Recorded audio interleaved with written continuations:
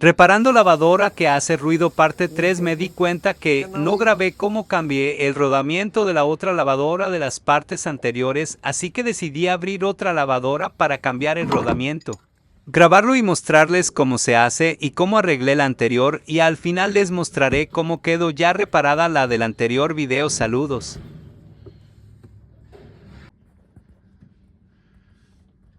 Con esta herramienta es súper fácil meter el rodamiento. No se les olvide poner el empaque. Vean, acá está la del anterior video que ya no terminé de grabar como la armé, pero acá está, y también tengo la secadora.